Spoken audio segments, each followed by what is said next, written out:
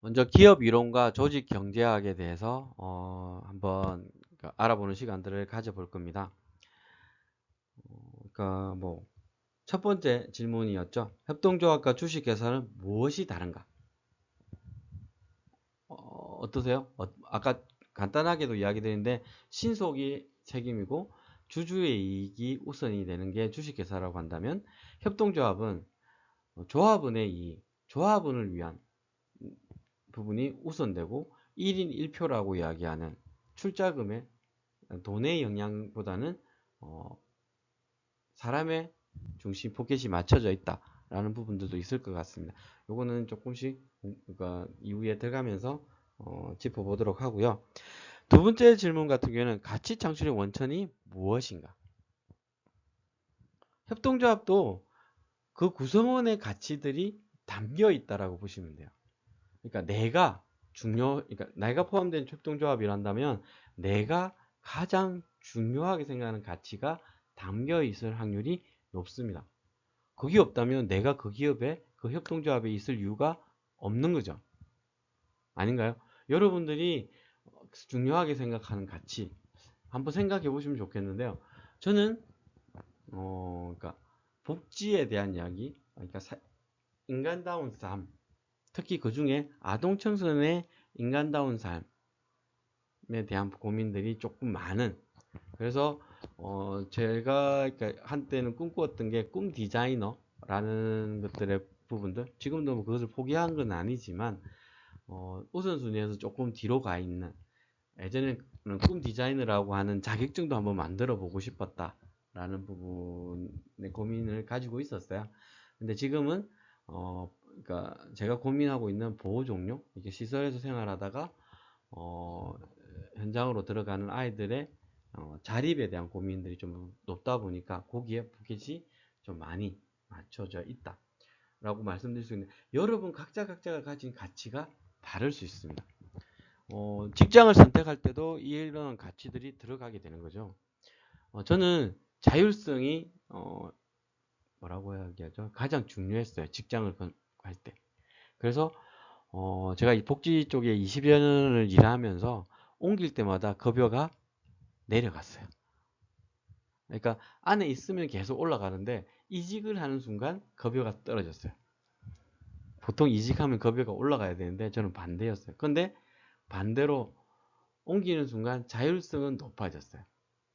내가 하는 대로, 내가 그리는 대로 그림을 그릴 수 있는 이런 부분에 있어서 저는 그것이 더 좋아서 일이 그러니까 저는 농담삼아 이제 저희 이사장한테도 이야기하고 제가 또 이제 이야기하는데 마음 먹고 휴가를 가본 적이 별로 없는 것 같아요.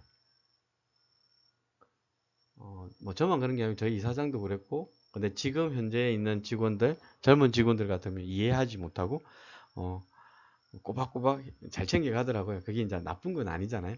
원래 그렇게 해야 되는데 어, 저희는 그러니까 벤처라고 이야기하면서 이제 복지 벤처 이렇게 이야기하면서 시작했던 부분이다 보니까 이것을 뭐 성장시키는 게 너무나 재미있었어요. 처음 저희들이 시설을 만들었을 때 다 다른데 직장을 가지고 있었어요. 그래서 벌어둔 돈을 가지고 저희가 운영하는 첫 시설의 직원들한테 급여가 나가고 이런 부분들도 했던, 그리고 주말도 반납하고 이렇게 했던 부분들이 있는 거죠. 근데 지금 현재 보면 주 5일제에 대한 부분이 너무나 학고부동한 어, 젊은 사회복지사를 만나면 근데 왜 클라이언트 아이들에 대한 고민들은 어, 또 좀 함께 성장했으면 좋겠다라는 고민들이 있는 거죠. 그래서 여기에 있는 가치 창출에 대한 부분들을 함께 고민했으면 좋겠고요. 마지막 질문으로 지속 가능성에 대한 측면, 협동기업의 단점이 무엇이고, 그리고 협동조합의 단점을 보완하기 위해서 경영의 주요 요소는 무엇이 있는지, 이런 것들을 한번 짚어보는 시간들을 가져볼 것입니다. 인간이 사회, 경제, 문화적으로 필요한 것들을 시장을 통하여 모두 충족할 수 있다면 기업 조직이라든지 노동조합, 정부 조직, 협회, 학교, 종교 조직, 사회운동 조직들이 필요 되지 않을까라는 생각입니다. 시장은 자원의 구매자와 판매자가 가격 신호를 통하여 자발적인 거래를 성사시키는 가격 지혜를 통해 본질적으로 자원의 배분 수단으로 활용을 합니다. 이를 통해서 발생하는 게 거래 비용 이런 것들인데요. 거래 비용은 적절한 거래 대상자를 탐색하고 거래 대상의 가격을 설정하는 데 소요되는 비용, 거래 계약의 이행을 모니터링하고 성과를 측정하며 거래계의 불이행 시 조치를 강구하는 데 소요되는 비용을 모두 포함한다 할 수 있습니다. 자본주의가 발전하면서 기업 조직과 정부 조직을 비롯하여 다양한 분야에서 조직의 규모들이 커지기 시작했습니다. 모든 조직은 집합적인 행동의 필요성과 비시장의 방법으로 자원들을 배분하고 있습니다. 대표적으로 비시장적 방법의 자원 배분은 독재와 지시, 합작, 위원회 등이 대표적이라고 할 수 있습니다. 하지만 그러니까 개별 경제 주체의 자유 의지에 의해 분산적인 의사결정에 대신해서 위계적인 특징을 지닌 기업 조직이 발전하게 된 중요 원인 중 하나가 시장을 통한 거래가 가져다주는 비효율성과 시장의 실패가 아닐까 생각을 합니다. 시장을 통한 거래가 비효율적이거나 실패하는 가장 큰 원인으로는 거래 계약이 불완전하다는 겁니다. 여러분들이 그러니까 관광 이렇게 성수기 이렇게 됐을 때 성수기의 가격들이 그러니까 크게 뛰는 이런 사례들 또한 여기에 포함되는 거죠. 그게 그렇다고 해서 실질적으로 제재할 방법이 있지는 않습니다. 제가 이제 울릉도에 여행 가는 걸 좋아하는데요. 울릉도가 최근 몇 년 동안 그러니까 바가지 요금 이렇게 하면서 지탄을 받게 되는 부분들이 있어서 안타깝기도 하죠. 소고기의 반이 비계다, 고기의 반이 비계였다라든지 터무니없는 가격을 요구한다든지 이런 것들이 불안정하기 때문에 나타나는 부분이라고 한다면 계약의 불안정성이 발생하는 첫 번째 원인으로는 인간이 이기적이고 다른 사람과의 이해관계의 충돌이 발생할 수 있기 때문입니다. 그러니까 조금이라도 더 이익을 얻고 나만 이익을 얻으면 돼 라는 생각이 울릉도로 가는 발길을 끊음으로 해서 나 말고 타인의 이익도 침해하게 되는 이런 부분들의 문제들이 발생하게 있는 거죠. 그리고 두 번째 원인은 인간의 정보를 수집하고 가공하여 적절한 판단을 할 수 있는 능력이 불완전하다는 거죠. 그게 적절한지 아닌지 그렇게 제시해도 되는지에 대한 판단이 지금 당장 손님이 많기 때문에 이런 부분 최근에 이렇게 바가지 요금 이전에 고민했던 것 중에 하나가 뭐냐면 혼자 갔을 때 식사 시간에 가면 밥을 먹을 수 없었던 이런 고통도 있었어요. 그래서 저 같은 경우에는 이제 어떻게 단골집을 만들어 놓던가 아니면 시간 아예 피해서 가서 밥을 먹었던 기억들이 있습니다. 시장을 통한 거래 당사자는 자신의 자산 및 거래를 통한 이익의 소유자이기 때문에 서로 간에 이익 충돌이 발생할 가능성이 매우 높게 됩니다. 반면에 기업 조직 내에서의 거래는 자산에 대한 소유권이 없는 다수의 노동자, 임원 간의 거래가 자산 소유권자의 지시에 의해 이루어지기 때문에 이익 충돌이 발생할 일이 적습니다. 자산의 활용도 거래를 통한 총이익을 키우는 방향으로 이룰 수 있다는 점에서 기업에 관한 조직 경제학적 연구 결과들이 많은 시사점들을 주고 있습니다. 이를 종합해 보면 시장을 통한 거래의 조직화 방법에 비하여 기업에서의 거래 조직화의 에는 본질적인 차이점이 있다라는 부분입니다. 첫 번째는 거래 계약이 대신하여 고용 계약을 체결한다는 점이고, 두 번째는 자산의 소유권적 통제권과 잉여 수취권이 기업 내 경제 주체 중에서 특정 이해관계자, 특히 자본 제공자에 의해 배분되어 있다는 점이라 할 것입니다. 이러한 두 가지 특징들을 봤을 때 기업을 통한 재화 및 서비스의 생산 및 유통의 방법은 시장 거래를 통한 재화 및 서비스의 생산 및 유통의 방법에 비하여 규모의 경제와 범위의 경제 혹은 시너지를 도모하기 위해 용이하다는 장점을 가지고 있다고 할 것입니다. 그들 한번 챙겨보시면 좋겠고요. 이어서 재화 및 서비스의 생산 및 유통을 위한 경제적 거래는 이처럼 시장 가격 구조에 의해 이루어지기도 하고 기업 내 거래를 통해 이루어지기도 하며 마지막으로 기업 간 거버넌스에 의해서 이루어지기도 합니다. 앞에 있는 표 그림을 참고하시면서 예를 들면 기업 간 장기 거래 계약, 생산 계약, 프랜차이즈 계약, 전략적 제휴나 생산자들의 협동조합, 그리고 네트워크 등의 혼합 조직들이 이에 해당한다 할 것입니다. 서로 다른 기업 간의 장기 계약 거래와 더불어 상호 지분 투자를 하는 경우도 발견될 수 있습니다. 이를 통해 규모의 경제가 형성되기도 하죠. 이러한 기업 간 거버넌스에 의한 경제적 거래는 시장 가격국에 의한 거래나 기업 내 거래와의 구분이 되는 특징을 지닌다 할 수 있습니다. 미국 등 선진국에서 시장 가격 기구에 의해 규율되는 경제활동보다 거버넌스에 의해 규율되는 경제활동이 훨씬 많다는 점에서 거버넌스의 경제학 또는 조직의 경제학의 필요성들을 강조하고 있기도 합니다. 표면 경제적 거래 방식이 있고 그 안에는 시장 가격 기구를 통해서 또는 거버넌스에서 이루어지고 거버넌스 안에는 기업 내부 거래, 기업 간 혼합 조직에 의한 거래. 이게 예를 들면 이런 것도 있죠.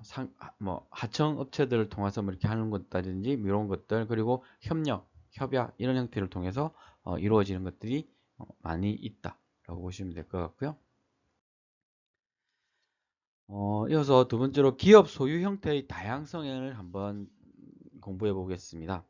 기업 조직의 소유 형태의 차이에 따라 기업 목적, 전략, 조직 운영에 크게 달라지기도 합니다. 자본주의 경제 하에서 존재하는 기업 조직의 주요 형태는 가장 대표적인 게 주식회사, 협동조합, 비영리 생산기업 등으로 구분할 수 있습니다. 이 중에서 가장 지배적인 기업 형태가 주식회사라고 할 수 있는데요. 이는 주식회사 방식이 대부분의 재화 및 서비스의 생산 및 유통에 있어서 기업 조직의 유지 비용을 상대적으로 가장 낮추기 때문이라고 할 수 있습니다.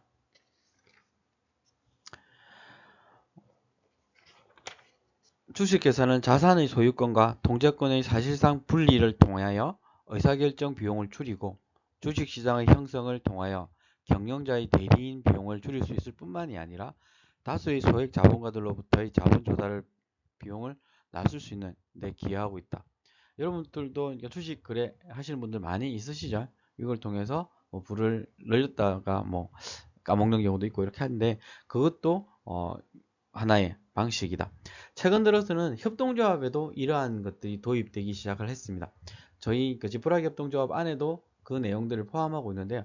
그러니까 대표적인 게 그러니까 주식회사 안에는 보면 우선주라고 얘기해서 의결권보다는 배당을 더 받겠다라는 부분으로 있는 우선주가 있고요.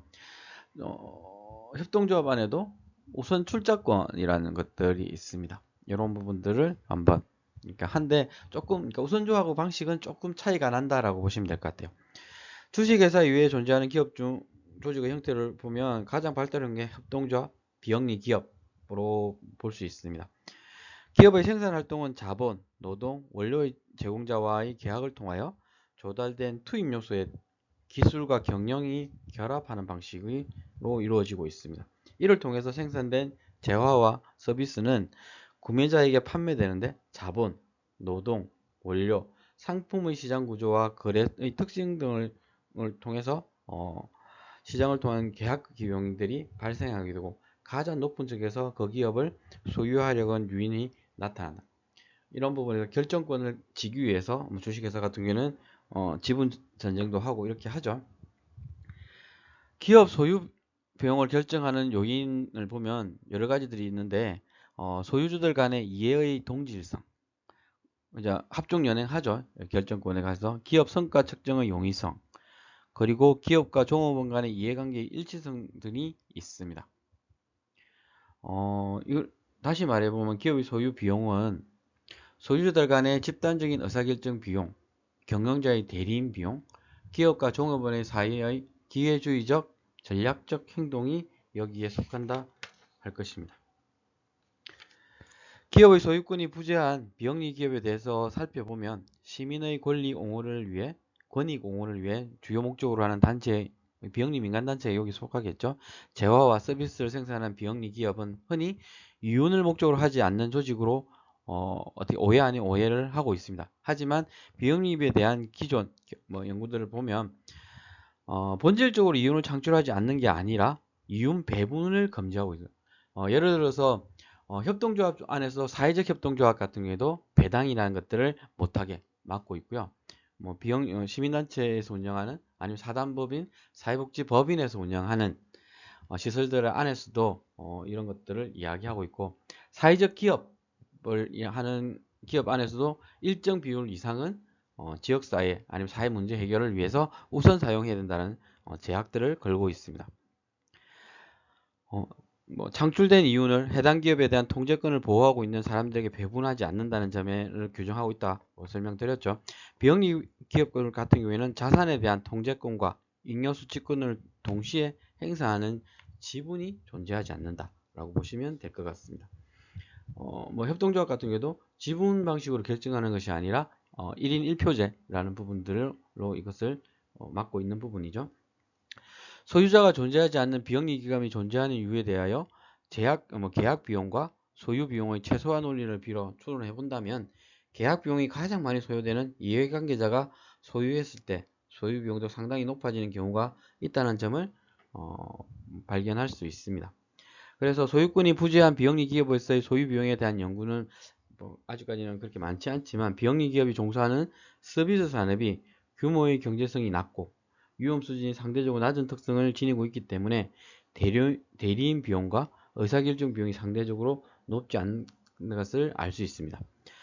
투자자 소유기업, 협동조합, 비영리 기업 등 기업 소유 형태의 다양성에 따라 기업의 경영 목적, 전략, 조직 운영 방법 등이 달라질 수 있다는 것들을 한번 짚어봤습니다. 기업 활동의 이해관계자 중에서 어느 집단이 기업을 소유하느냐에 따라서 소유 비용상의 상대적 우위성이 나타난다라는 것들 한번 더 생각해 주셨으면 감사하겠습니다. 기업 조직 경영의 주요 요소를 한번 살펴보겠습니다. 기업의 소유 형태에 따른 기업 조직의 차이와 관계없이 개별 기업 조직 간 생산성의 차이가 있고 지속 가능성의 차이도 존재하고 있습니다. 기업 간의 생산성의 차이는 일시적인 것이 아니라 대부분 지속적이어서 기업의 장기 생존율 차이에도 직결한다 할 수 있습니다. 기업 간의 생산성 차이를 가져다주는 기본 내부 요인들을 한번 짚어보면, 첫 번째는 높은 수준의 경영 방식 및 경영 능력입니다. 그리고 두 번째는 실천을 통한 체득과 혁신적인 노력, 그리고 세 번째는 인적 자본 및 기술 진보에 대한 투자, 마지막으로 네 번째는 수직적 통합 및 다각화 등과 같은 기업 구조의 결정 등으로 확인할 수 있는데, 이 중에서 경영 능력과 실천을 통한 체득 부분은 기업 자신들의 비즈니스에 대한 무형적인 자본, 즉 노하우에 대한 부분, 그러니까 노하우라는 부분일 수도 있고요. 우리 기업만이 가지고 있는 기술력, 이런 것들이라고 할 수 있겠죠.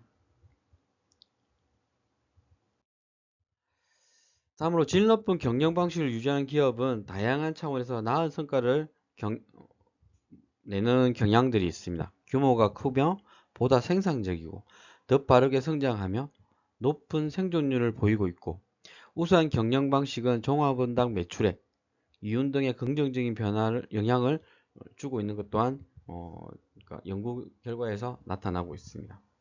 또한 보다 나은 경영 방식은 보육시설, 근무 유연성, 종업의 주관적 만족도 등 노동자들을 위한 워라밸에 기여하는 경향이 있고, 에너지 효율성 제고에 기여하는 경향이 있는 것으로 연구 결과는 보여주고 있습니다.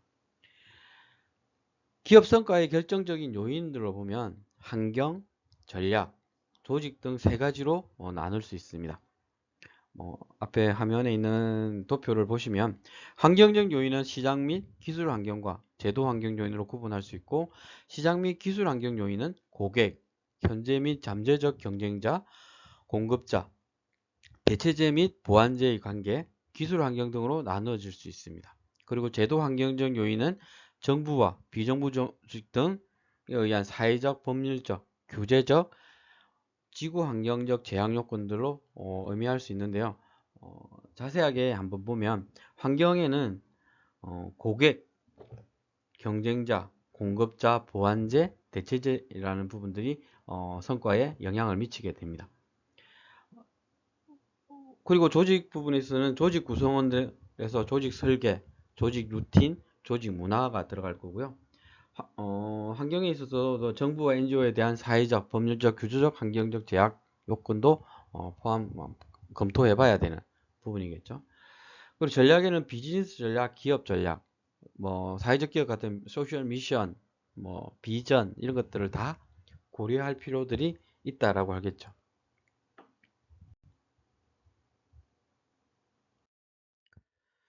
다음으로 비즈니스 전략과 비즈니스의 포트폴리오 설정에 관련된 전략입니다.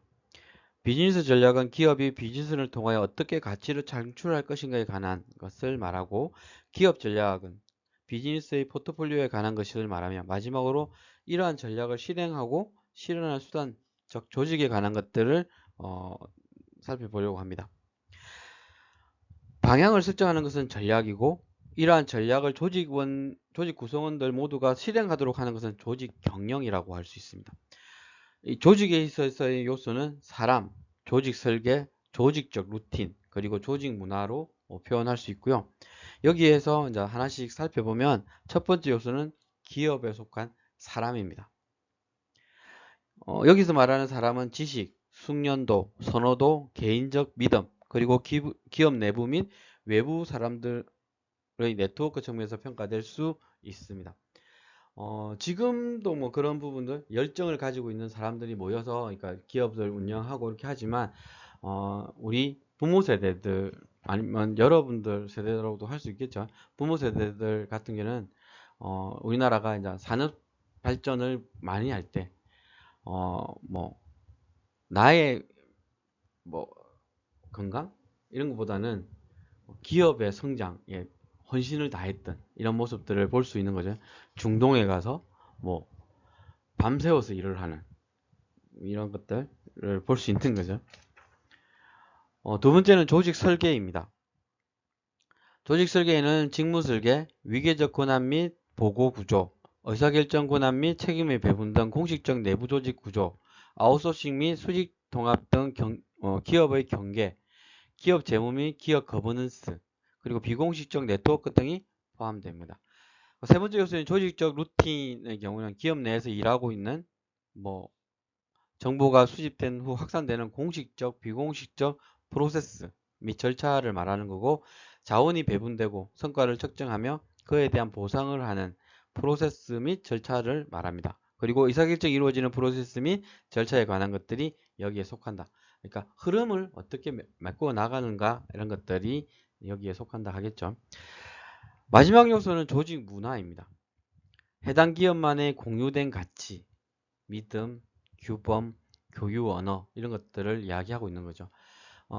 우리나라 같은 경우에는 일본과 경쟁한다고 하면 사생결단에 나듯이 꼭 이겨야 되는 이런 것들이 있습니다. 두바이에서 올라갔던 건물, 쌍둥이 빌딩이라고 이야기했는데 한 개는 일본이, 하나는 우리나라가 했을 때 처음에는 우리나라가 따라가지 못할 것이라고 이야기하는 부분이 있지만, 보이지 않는 부분에 있어서 그러니까 특히 기업 문화 안에서도 그런 것들이 존재하는데, 보이지 않는 경쟁들이 일어납니다. 그 속에서 끊임없는 노력, 연구 이런 걸 통해서 결과적으로는 그때 일본보다 빨리 그 초고층 아파트를, 그 건물 빌딩을 지어냈던 부분들이 있고요. 이런 부분에서 건설 분야뿐만이 아니라 반도체도 마찬가지고, 이런 것들이 한 발 앞서가는 부분들을 이제 준다라고 말씀드릴 수 있을 것 같아요. 이제 다시 한번 그림을 보면 사람은 지식, 숙련도, 선호, 믿음이란 것들이 들어있어요. 내가 할 수 있다, 우리 조직이 할 수 있다, 우리 기업이 할 수 있다는 그 신념 하나만으로 보다 더 많은 일들을 해낼 수 있다. 기술력의 부분도 초과할 수 있다는 겁니다. 그리고 조직 설계 같은 경우에는 이것을 그러니까 어느 위치에 어떤 사람들을 배치하느냐라는 것도 포함이 되겠죠. 그리고 조직 루팅 같은 경우는 과감하게 없애기도 하고 이것을 뭐 더 이어서 그 관리자에 대한 고민들을 넣는 조직의 흐름을 만들어내는, 그리고 아까 앞에 사람에도 믿음이 있었지만 조직 문화에도 우리는 할 수 있다라는 일치성, 이런 것들이 여기에 속한다 하겠죠. 종합적으로 보면 전략과 조직은 상호 영향을 미치는 관계라고 할 수 있습니다. 기업의 성과에 미치는 세부적인 요인은 매우 다양하다고 할 수 있고, 앞으로 이것들을 함께 공부하는 시간들을 가져보도록 하겠습니다. 다음 주에 뵙도록 하겠습니다.